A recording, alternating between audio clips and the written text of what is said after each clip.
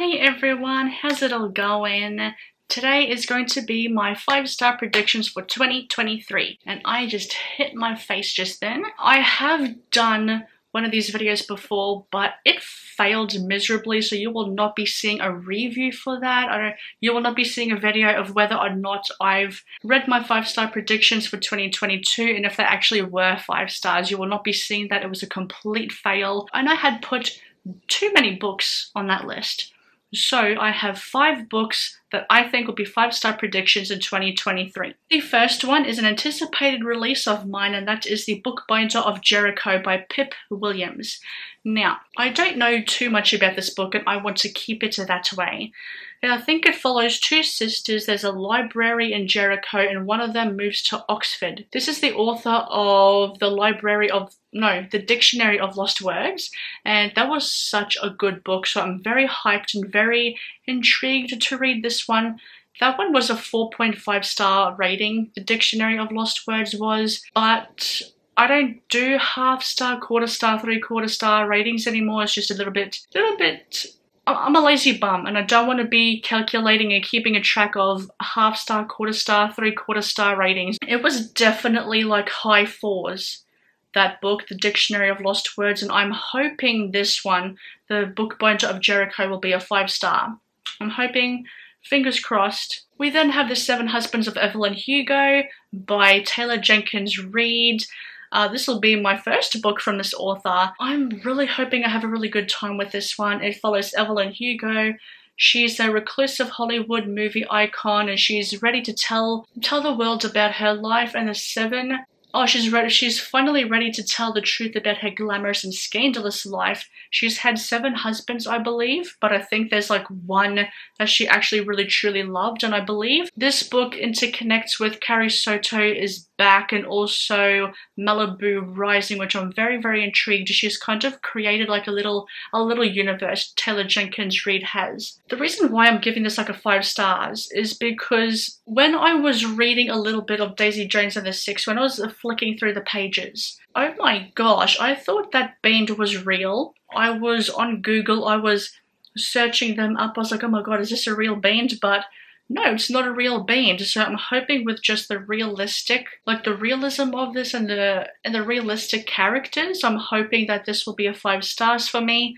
I'm just very curious to read this book. Everyone loves this book. And, is this multimedia formatting? I think it does have multimedia formatting. It looks like it has some newspaper clippings or something like that. And I was going to say something else and now I forgot.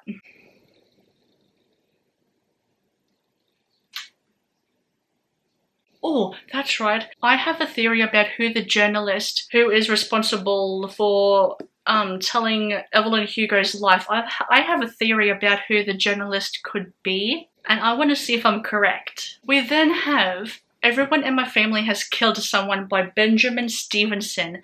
Oh boy, I love this title. I love it so much. It's so eye-catching and like, I'm sorry, what? But it's a thriller, if you couldn't tell by the title. Like, if you thought this was like a romance or a comedy, I think you might be sadly mistaken. The back of the book does a better job at the synopsis or the plot than I would be better at than summarizing. I was dreading the Cunningham family reunion even before the first murder.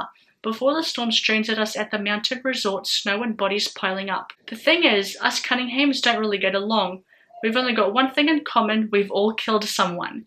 My brother, my stepsister, my wife, my father, my mother, my former sister-in-law, my uncle, my stepfather, my aunt, me. So, in a family of murderers, who is doing the murdering in this stranded island? Or mountain resort, I apologize, it's a mountain resort.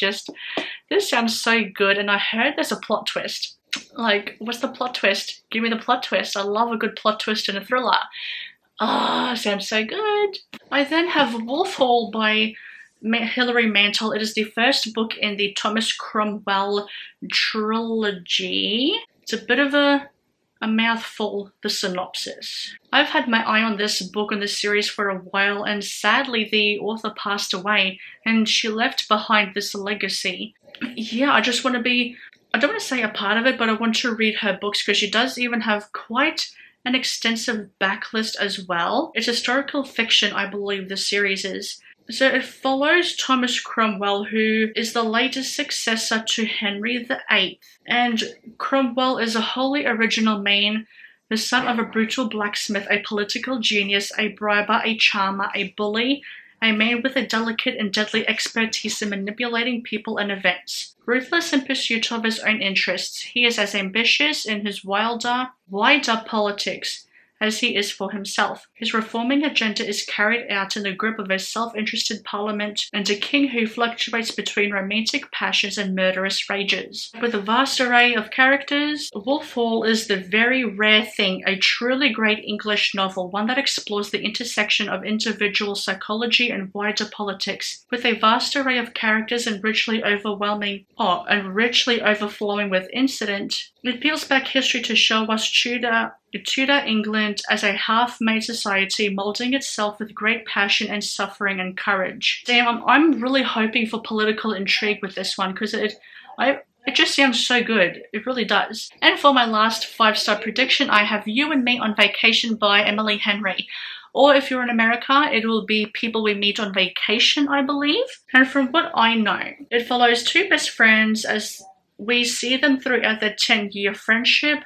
They go on summer holidays together. I think they almost had a relationship, and their friendship becomes estranged because one of them wanted something more from the friendship, but I don't think the other one did, or the other one wasn't ready. I'm not entirely sure, and I do know that we alternate between the chapters. Like for goodness sake, alternating chapters are in different points of view, I believe? No, it could be, but I do know it's in between different timelines, like when they were friends and also when they had this kind of thing going on. And we get to see what happened with their friendship. They go on a last holiday together to see if they could be friends or if they could actually have a relationship out of it. I heard Emily Henry's banter is absolutely incredible, and she creates really realistic love stories, like really realistic dialogue, really realistic characters,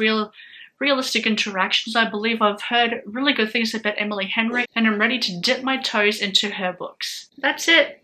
That's all. I'm hoping this one will succeed because I only put 5 books on this list, so it should succeed. Fingers crossed. I will let you get back to whatever you were doing. Let me know down below, have you read any of these books that I have on this list? Do you think I will give them 5 stars? Did you end up giving them 5 stars? And I'll see you in the next video.